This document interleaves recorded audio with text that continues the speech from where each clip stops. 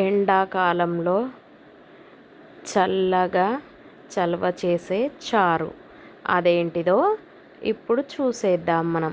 Hi hello నమస్తే, welcome back to my YouTube channel Umashri collections and vlogs. నేనైతే మళ్ళీ ఒక మంచి వీడియోతోనైతే మీ ముందుకైతే వచ్చేసిన. ఫస్ట్ అయితే వీడియోకి లైక్ చేయండి. మన ఛానల్ ఎవరైనా సబ్స్క్రైబ్ చేసుకుని వాళ్ళు ఉంటే సబ్స్క్రైబ్ చేసుకోండి. ఇంకా ముందైతే మంచి కలెక్షన్స్ వీడియోస్ అయితే రాబోతున్నాయి అతి త్వరలో. మీ ముందుకైతే ఇంకా కలెక్షన్స్తో వచ్చేస్తున్నాను. ఇప్పుడైతే మనము ఒకటి చారు చూసేద్దాం. అదేంటిది అంటే సమ్మర్ స్పెషల్ మామిడికాయ చారు అనమాట. నా స్టైల్లో నేను ఎలా చేస్తాననేది అయితే మీకు వీడియో రూపంలో మీ ముందుకైతే తీసుకొచ్చాను.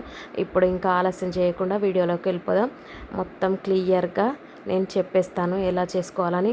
వంట రాని వాళ్ళైనా ఈజీగా చేసుకునేలాగా ఉంటుంది. ఇది ఎంత టేస్ట్ అంటే అంత టేస్ట్గా ఉంటుంది. ఎవరైనా ట్రై చేయని వాళ్ళు ఉంటే ట్రై చేయండి. బాడీని కూల్గా ఉంచుతుంది మామిడికాయ చారు అనేది. ఈ సమ్మర్లో తొందర వేడి చేస్తుంది కాబట్టి ఇలా అప్పుడప్పుడు మామిడికాయ చారు చేసుకొని తింటే చాలా బాగుంటుందన్నమాట. ఇది బాడీకి చాలా చల్లదనం మామిడికాయ చారు. ఇంకా 3 టైప్స్ కూడా ఉంటాయి, అవి కూడా చూపిస్తాను నేను. ఇదొక స్టైల్ అనమాట. నేను మొత్తం 3 రకాలుగా చేస్తాను, అంటే టైం ఉన్న దాన్ని బట్టి నేను చేస్తాను. అవి కూడా మీకు త్వరలో పెడతాను, అవి ఎలా చేస్తాను అని చెప్పేసి.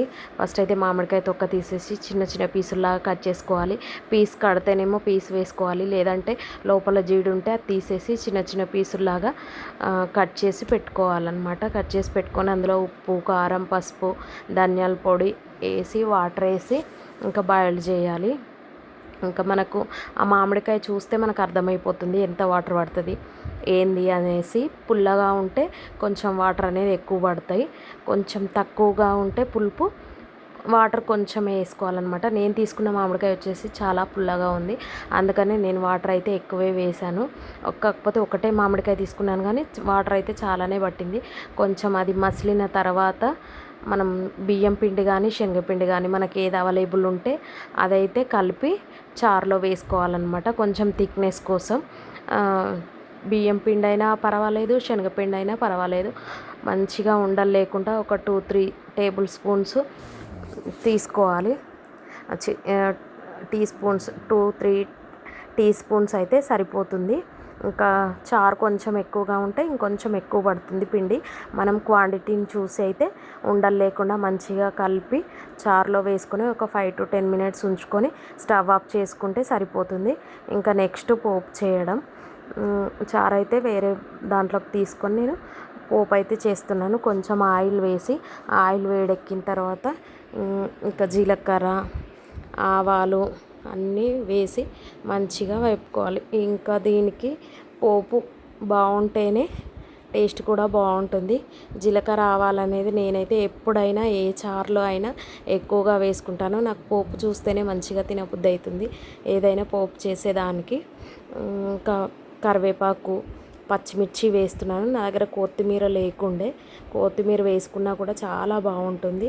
ఇంకా పచ్చిమిర్చి, కరివేపాకు వేసాను. ఇంకా అవి కొంచెం ఫ్రై అయిన తర్వాత 2-3 ఎల్లిపాయలు ఉంటే కూడా దంచి వేసుకోవచ్చు. ఎల్లిపాయలు అనేది అప్పటికప్పుడు దంచేసుకుంటే దేంట్లోనైనా చాలా బాగుంటుందన్నమాట టేస్ట్. ఇంకా ఇక్కడైతే అన్నీ ఫ్రై అయిపోయినాయి. పసుపు వేసేసిన. నెక్స్ట్ పసుపు వేసుకొని కలిపి ఇంకా స్టవ్ ఆఫ్ చేసుకొని ఆ చారులో పోపు అయితే వేసుకోవడమే. ఇంకా కొత్తిమీర అయితే లేదు, కొత్తిమీర పోపులో వేయాల్సిన అవసరం లేదు, డైరెక్ట్గా చారులో వేసుకోవచ్చు.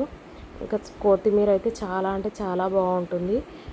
ఇంకా పచ్చిది వేసుకుంటేనే మంచిగా మనం తింటుంటే చాలా బాగుంటుంది టేస్ట్. Thank you.